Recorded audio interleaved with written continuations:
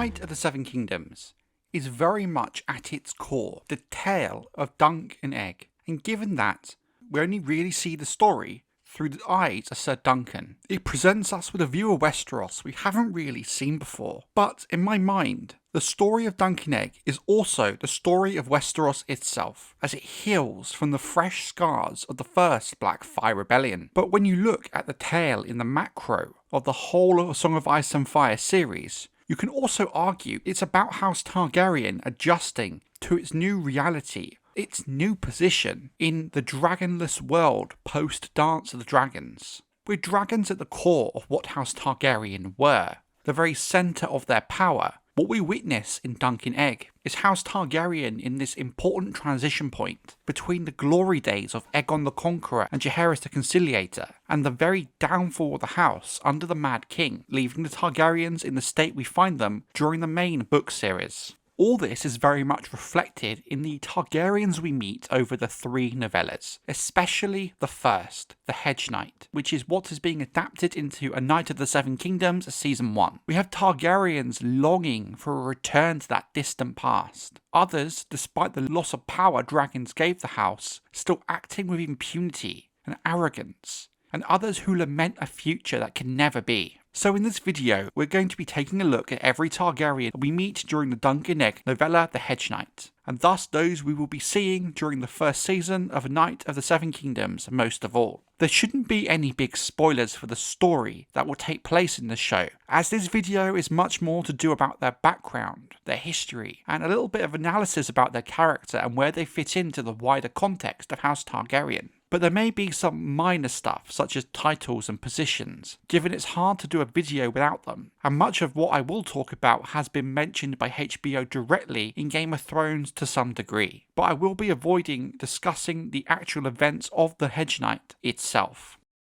My favourite Targaryen we meet in the Hedge Knight is Baelor Targaryen, also commonly known as Baelor Breakspear. Not only is his backstory fascinating, but he is very different physically than what you've come to expect from a Targaryen, and it really does make him stand out against his kin. By 209 AC and the tourney of Ashford Meadow, Baelor is 39 years old, and his father, King Daeron II's heir, making him the Prince of Dragonstone. Baelor lacks the traditional Targaryen features of silver hair and violet eyes, taking more after his Dornish mother, Maria Martell. In 187 AC, the 17-year-old Baelor won the name Breakspear following his famed victory at his aunt Daenerys' wedding tourney after her marriage to the Prince of Dorne, Maron Martell, where he defeated Daemon Blackfyre, his bastard-born uncle, in the final tilt of the tourney. While Baelor is a true Targaryen, his more Dornish look did cause some issues in the build-up to the first Blackfyre Rebellion.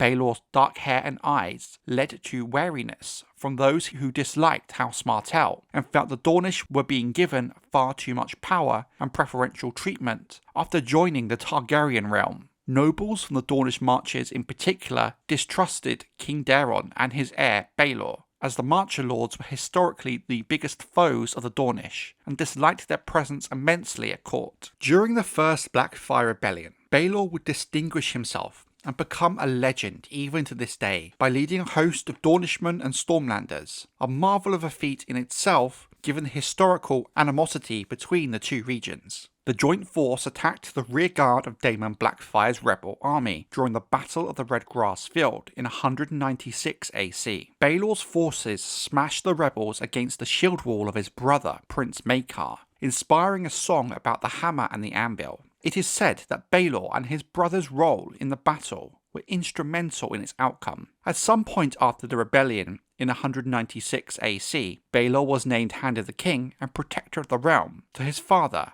and by all accounts he made a very good hand. The consensus was that when the time came, Baelor would one day make a very fine king, up there with the likes of Jaehaerys the Conciliator. Sir Duncan the Tall informs us that Sir Arlan of Pennytree had a high regard for Baelor, who was considered chivalrous and wise. From the accounts of the small council sessions from Prince Aegon, he observed that Baelor recommended clemency for honourable foes and prevented them from fighting to the death, which really highlights the kind of man he is, which is especially important and really informs the role he plays in the events of the Hedge Knight.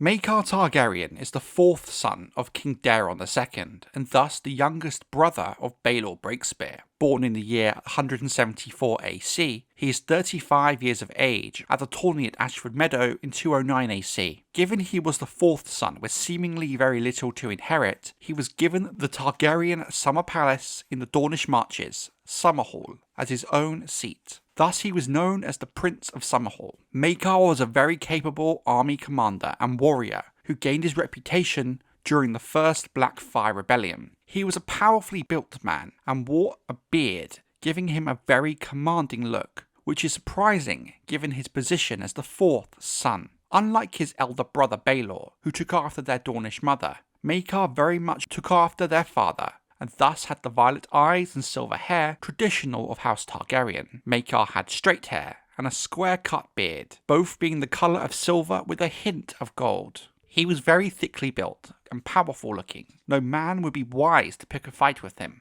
Baelor and Maekar were very different men in character. Maekar could be prickly and impatient, a harsh man, quick to judge and condemn. Unlike his brother Baelor, he was not charismatic and could not make friends and allies easily. After the events at Ashford Meadow, Maekar would become even more stern and unforgiving as a result. Maekar had his own personal coat of arms, the three-headed Targaryen dragon, quartered, representing his position as the fourth son of King Daeron II.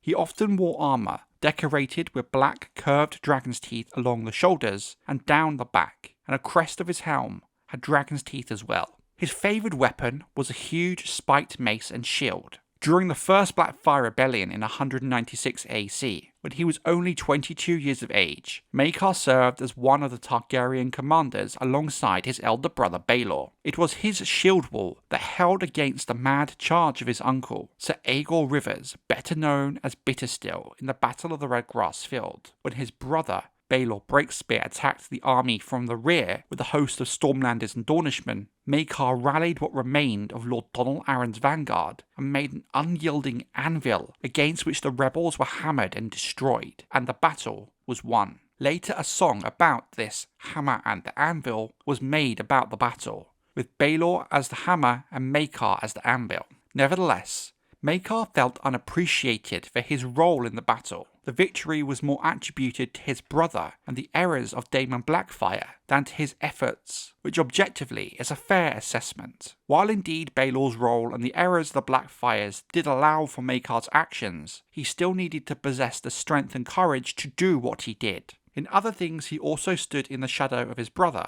wounding his pride and leaving him cold and bitter. Sometime around 207 AC, his father, King Daeron II, now had 4 fully grown sons, 3 of which now had sons of their own. The line of succession was secure, but he felt that having too many potential Targaryen heirs was a dangerous prospect given the Dance of the Dragons and Blackfyre Rebellions, and thus as a result, Maekar's third son, Aemon, was sent to the Citadel to become a maester, despite Maekar's objections. Maekar's wife, Diana Dane, died a short time before 209 AC, but given House Dane are Dornish, it thus means his children were also half Dornish. However, it must be noted, House Dane do possess some Targaryen-like traits, thus why most of his children likely look mostly Targaryen.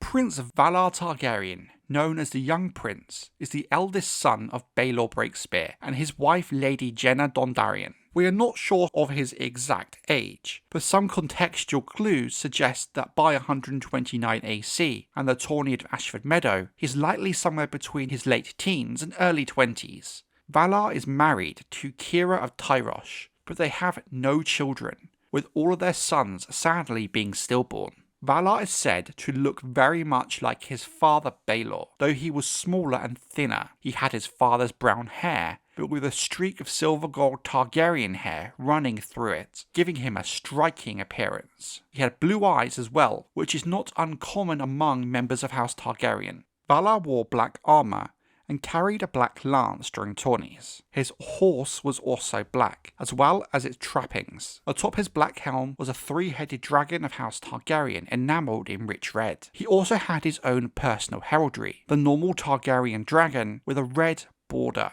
Valarr is a keen tourney knight, and seemingly was very skilled at it. At the tourney at Ashford, he is one of the original champions of Lord Ashford's daughter. The issue for Valarr is, given his father is heir to King Daeron II, he himself is his father's heir, and thus third in line to the throne. Very much at his frustration, he is somewhat protected at tourneys despite his skill, and he's only paired against lesser skilled opponents, deemed not dangerous. Prince Daeron Targaryen, sometimes referred to as Daeron the Drunken, is the eldest son of Maekar Targaryen and his wife Diana Dane, born sometime around 190 AC, making him about 20 years of age during the events of Ashford Meadow.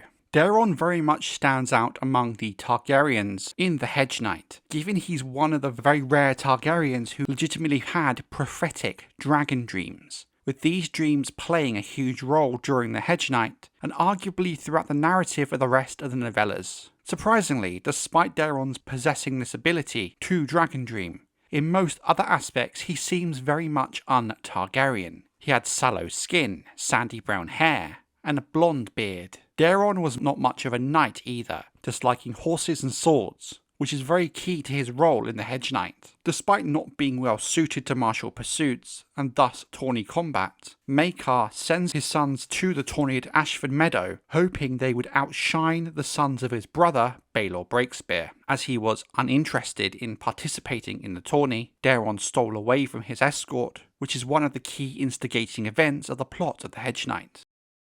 Aerion Targaryen, or Aerion Brightflame, as he likes to call himself, is the second son of Maekar Targaryen, born sometime between 191 and 194 AC, which would make him in his late teens during the 209 AC Ashford Meadow tourney. He is said to be slim and of average height, with curly silver gold hair and deep violet eyes, with pale unblemished skin. Aerion's face was said to be sculptured and impetuous, with a high brow, sharp cheekbones, and a straight nose. He frequently wore clothing as bright as fire, in reds and yellows and golds, with a black cowl bordered in scarlet satin. His surcoat was woven with a swirling pattern of smoke and fire, and his black helm had a crest of red enamel flames. His lance was gold-tipped and painted in stripes of red and orange and yellow. Even his horse wore fabric that looked like flames. Aerion is one of the standout examples of the so-called Targaryen madness that can affect members of House Targaryen. How much of that is true we cannot truly say, but there's a lot to suggest in his character that it is in fact